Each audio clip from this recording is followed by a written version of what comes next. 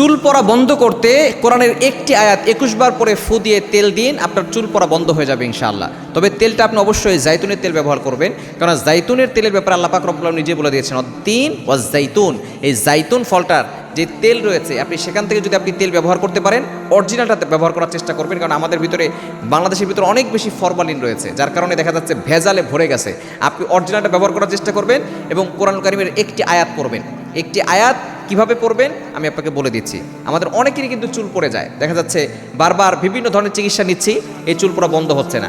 চিকিৎসা যতই নেন, যদি আপনি দুশ্চিন্তা করেন চুল পড়া কিন্তু বন্ধ হবে না। দুশ্চিন্তা করবেন, আপনি আল্লাহর উপরে ভরসা রাখবেন এবং কোরআনের একটি আয়াত পড়ে তেলের ভিতরে একটি আয়াত 21 বার পড়বেন। আগে পরে 3 বার করে দুরূদ শরীফ পড়বেন। একটি আয়াত 19 নম্বর পারা 9 নম্বর পৃষ্ঠা 9 নম্বর লাইন সূরা শুআরা এর 80 নম্বর আয়াত, ওয়া ইদা মারিদতু ফাহুয়া ইয়াশফিন, ওয়া ইদা মারিদতু ফাহুয়া ইয়াশফিন। এই ছোট্ট দোয়াটি কোরআনের কারিমের আয়াত সূরা শুআরা এর 80 নম্বর আয়াত, এটা আপনি 21 বার পড়বেন। বিসমিল্লাহ সহকারে 21 বার পড়ে আপনি তেলে ফু দিয়ে ওই তেলটা আপনি মাথায় ব্যবহার করবেন। টানা 7 দিন থেকে 14 দিন ব্যবহার করেন, ইনশাআল্লাহ দেখবেন আপনার চুল পড়া বন্ধ হয়ে যাবে।